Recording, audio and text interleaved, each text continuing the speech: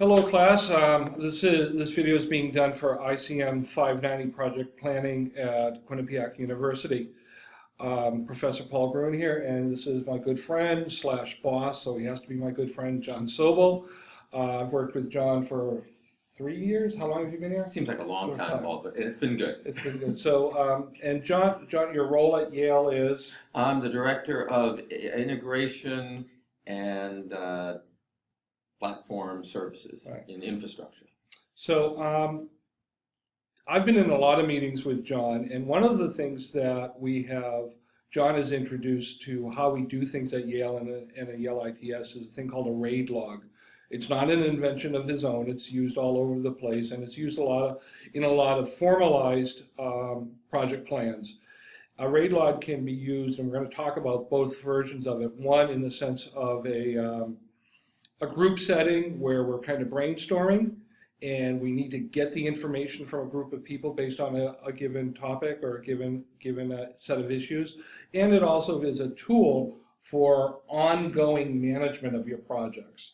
So we'll talk about both and we'll go from there. So first, let's just start off with what is a RAID log, and RAID, what does that stand for? Right, so let's just talk about RAID as a framework, as a way to think about things, right? So we'll draw back here a RAID log, and you'll tell me if I'm on the screen. Let's see. We'll start and we'll say, well, one way to think about the forces and the things that may impact a plan. So I have a plan and something I want to do, and then there are things that may cause that not to happen, or may create a possibility that that won't happen. And I want to track what those are because I want to identify those, and then I want to, as a good project manager, I want to manage those things. And so what are those? So the RAID is an acronym we use to talk about risks, assumptions,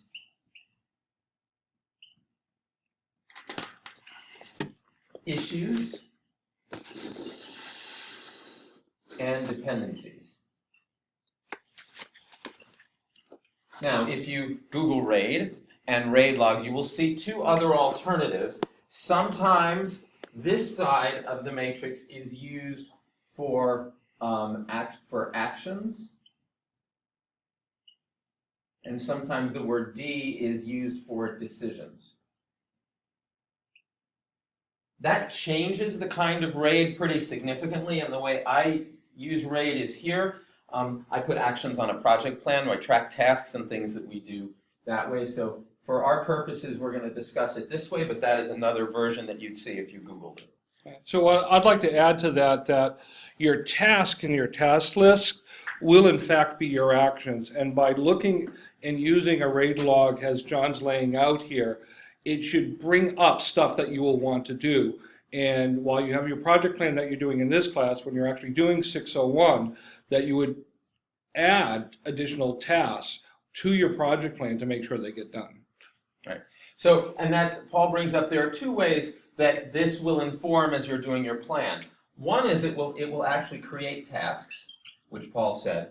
The other is it will influence sequence. And the reason it will influence sequence is because if you're managing a project, you have things that you don't like. And the things you don't like, I will tell you things I don't like. I don't like unknowns, because unknowns are unknowns, and they are the opposite of being able to be planful. It's hard to be planful about things we don't know. So getting rid of unknowns and getting rid of things that are variables, which is a kind of unknown. A variable is actually what I would call, if you want to be formal about it, it's a constrained unknown, right? A variable is a constrained unknown. An unknown is I don't know it at all, right? I can't even represent it as a variable. It's completely unconstrained. Great. So now let's give a setting. So I know you and I have been in meetings, and we'll have within a given team, a given setup, a project we're working on. How are you going to implement this in a meeting setting? Good. So I'll take an example and say, so we've got a project, and somebody has a plan, the set of steps to do it, and what's happening is you look at the room and you say, okay, here's the plan. Now, does everybody feel 100% or very highly confident that we can just execute the plan and go? And you look around the room and you see the deer in the headlights, and you see the idea that while the steps in the plan all make sense, we're all still a little bit not sure that we can just go off and start doing steps, right? There's something there that this is what this framework addresses. And so I thought of a play example here, let's see, what's So the play example here? look that you talk about, the deer in the headlights from the people sitting in the room, ends up being probably those things that they're worried about Right. So I took this example. and thinking about. Yeah, so I took an example and I said, I want to rent a car and drive cross country. This is very concrete. I think it's important to try to have a nice concrete example. So that's what I want to do. And so I have a plan that says, let's say the plan says, I'm going to go to a rental agency, I'm going to rent a car, I'm going to get in the car, and I'm going to drive across the country. Great. And that's my plan. And now we look at this and we say, well, I'm not sure that plan's going to work. Now, what might be a risk? And we say, wait a minute, why don't I feel confident I can do that? And there's a risk that if I'm like Paul and critical to so many projects, I'm going to ask my boss for vacation. He's going to say, I'm not going to get vacation. Not going to get vacation. Well, if I don't get vacation and I'm not willing to quit my job, well, then there's a risk that I can't go rent the car and drive cross country, right? That's one way. So if I said, what are the risks? One way of thinking about this is, there's a risk I'm not going to get vacation. Oh, I don't actually have a license, but I was just going to get my license. So step one is get my license. Well, there's a risk that I may fail my driving test. And the thing about risks is that they have the component of maybe, right? Maybe I'm not going to get vacation. Maybe I'm going to fail my driving test. So a risk isn't definitely this will happen, but it's being that it's like, well, it could happen. Like for people who are doing a video shoot or something like that, they have to think about the weather. It may rain, it may snow, it may not. It may be a great day. Absolutely. And so those are risks. Now another way to look at this is to say that I have certain issues that I need to resolve. And the reason I say another way to look at it is, most things you can phrase in either of these zones, and I'm going to take the same things and we're going to phrase them that way just to show that there's a relationship with how things move. When we further on, we'll talk about sometimes it's easier to know how to action something depending on which way you phrase it here. So if this is the risk, is that I'm not going to get vacation, the issue could be that I don't have approval for vacation. See how that's the same thing, right? It's dealing with the same thing, and they're both true. There are two different ways to look at it. There's a risk I'm not going to get vacation. There's an issue that I don't have the approval for vacation. And then I have to ask. Yeah. It's basically, so it's not, it's You went something over to here. do. Paul went over here. The dependency is that I need an approval for vacation. Now that is a dependency. So what's really good here, what just happened here as I was talking, and it often happens in meetings I've been in with John, where we'll do this on the board, is people will speak up and they'll say something like I just did. And John will, and maybe we're focused, and the question was on risk, or the focus, and we're focusing on issues, but the way somebody stated it, it really is flipping it in such a way that it becomes a dependency. And in this case, I had flipped the same comment about it, and I said, well, I have to ask, so I have a task to do. So again, we're talking about the same thing about getting vacation, but how people say it, and it John went, ooh, and it turned on a light to say, well, that goes in here. And that's a dependency, because while this talks about what might happen, this talks about the situation that might be, that's an issue, this says there's something else. So whenever you think about a dependency, I need approval. This is Paul's list. So Paul is trying, let's say, to do this. Now suddenly dependencies have somebody else. Let's say this was the John dependency, right? That this is Paul's list, this dependency. And when you do this for a project, it may depend on, if you're in the research department, it depends on the marketing department. Or if you're in, whatever. It's a dependency on somebody outside the project, right? And so they don't necessarily run on your schedule or whatever, and so that's a dependency. We can go to the So, assumption. and that actually leads into it. This is going really good.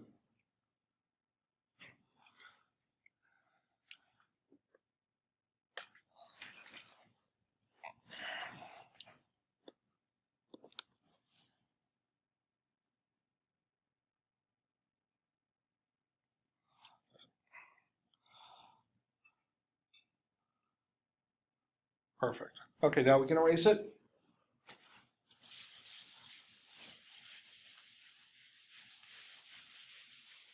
Oops. I can leave that up there. So, Yeah. So now we can do our, So we're talking about So- date entered. so we'll do this, we'll do the type first, and the Type, type is gonna right. be RAID, right, that it is. And then we have the description, because that's what the thing is. And then we have the,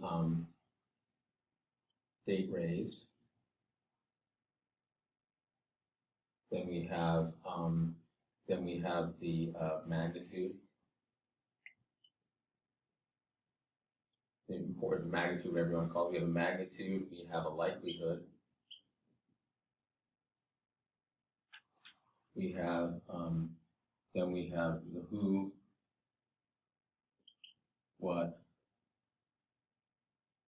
when, we have a magnitude, likelihood, who, what, when, and then we have our sort of our status, which would be open and closed, right? So Good. So that should be able to give you stuff to talk about. likelihood, what, when, right? Status, and then there's a date. Closed. And there's probably also, I'll just go, I went off your line here. So that's good. Fine. That's There's also a final disposition, which is to know what happened to the thing. right. Magic. Okay, good. Are we back now? No, we're not live yet. We will Okay. be. Okay, so we'll go 3, 2, 1. Okay, so we're back, and you can see now the board has been adjusted, and it's laid out in some columns. And we're going to take our example of renting a car, getting a car, and going across the country. And what I want you to do now is, whether it's in a spreadsheet for your assignment or just a simple column table in the project plan workspace, is to think about the items you just put in the 4-cell quadrant and then move it into what John's going to show us now. Okay, so once we've brainstormed on our RAID, it's not a static thing, right? What we need to do is drive these potential things that are happening to certainties, and so that we actually get done what we need to get done. And also allow the ability for more stuff to get added. Well, and keep our focus, Right. because if it just grows and grows and grows, we don't know what to do with it. Also, having the list is only useful if we manage to it. Right? Just like a good plan, the plan is designed for us to manage to it. It's not just something that we produce after, it's something we use to drive how we think. So RAID's the same way. So I'll start it with a template to go, and I'll work across this template. I'm out of your, can't see me.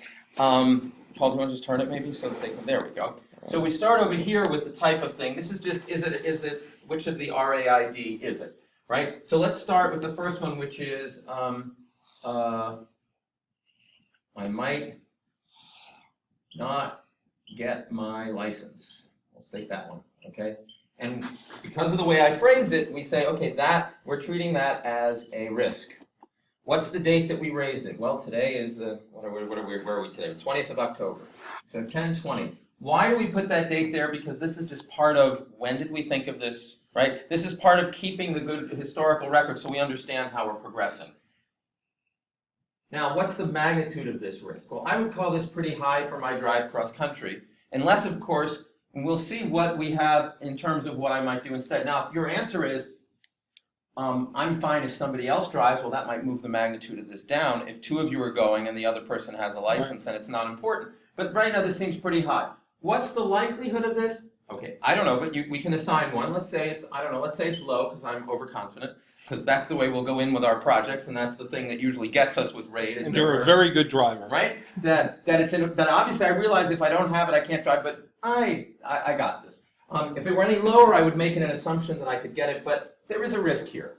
And another way to express the likelihood is in terms of percent. Sometimes you will see people do in RAID logs, and they will say it's what's the likelihood of this? We'll say, I don't know, less than 10%. For those people who are really mathematicians, we understand that taking numbers and putting them on things that are fundamentally non-numeric is a bit of a crazy thing. And it's even worse if you then start multiplying. Then you really take, nonsense and turn it into exponentially greater nonsense. A true mathematician says Right. everything has a numeric value. Yes. But not one that's just come up with out of the air like this. Now, next I've moved into, you recognize the W's here, the who, what, and when, right? So now, okay, who's going to do something about this? Well, in this case, I'm going to do something, me, whoever me is. What am I going to do? Well, maybe I'm going to take a driving class. I don't know. At the very least, I have to take the driving test on a certain day. When am I going to do this? Well, if I want to take my trip, we didn't make this a real project. Let's say I want to take this trip in 6 months. Okay, well, I better get my driver's license by some certain date. Let's say, I don't know, 2 months from now. So maybe by 12/1 or 12/10 or whatever, I want to get my license.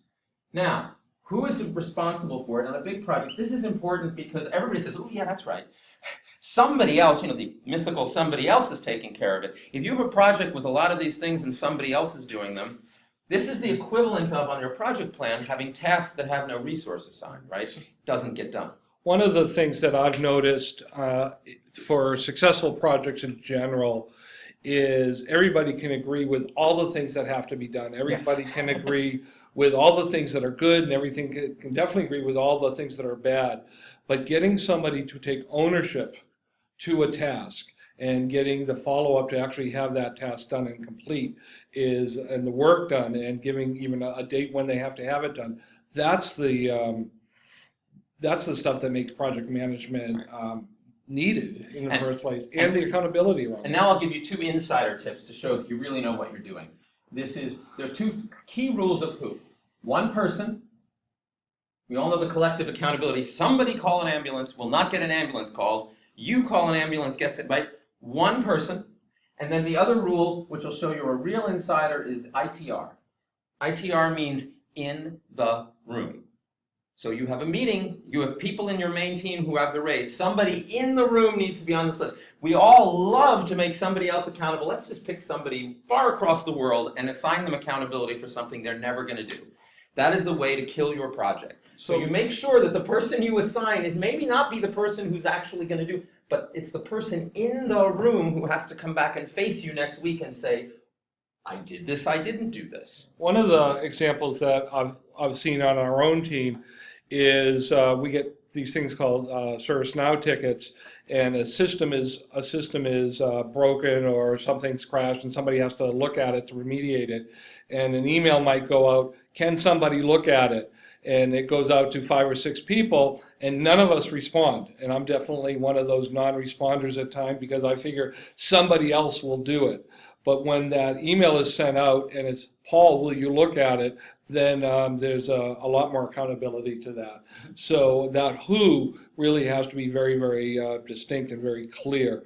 And I like the in the room piece because even if somebody else, maybe the person who actually has to do the work isn't in the room, somebody in the room can say, I will speak to Fred, who's out of the room, to make sure Fred's aware that he has something to do. And if we get to this point and everybody says, oh no, it's not in the room, it's not in the room, it's not in the room. Okay, I don't know who can do this. I'll give you a second to think about it. What happens? What happens is we go all the way back over here and we reframe this because it's a dependency. Because it's the main characteristic of this thing is that it depends on somebody out of the room. It's not a risk. I mean, it could be, right? You could frame it, but we better frame it as a dependency, and we better name that person, and we better make our priority making sure that person has somehow gets skin in the game and does it. So that would say to me, if we can't get anybody in the room, we better call it a dependency because now it's out of the room, right? Risks are in the room. Okay, so we'll keep going across. So who does it? When are they going to do it? A status on it. It's important that we hold people accountable to be making incremental progress, to be finding things out incrementally, to be reporting back. So the status records where the thing is, because one of the danger signs is not how much you have to do. In any given thing, there's a certain amount of work to grind it out. And the question is, are you on track to complete it or not? Not is it complete, but is it on some sort of track to complete? So tracking the status is important. And then finally, just for good housekeeping, a date that it's closed and the final disposition. So hopefully in this case, the final disposition is got license. If the final disposition is gave up on getting license, then the disposition might be got driver, eliminated, mitigated this risk, took it off, it's not a risk because suddenly it's not relevant. So changed the delivery and said, I don't need that person. So going across here, and this is now, this is called a RAID log, and the reason it's a log, right, it has dates. As your project moves on, just like the schedule every week gets updated so that it's current, the log gets updated the same way, and these issues move through a life cycle to get done. When you get to the end of a project, where you are is every RAID item is resolved. Why?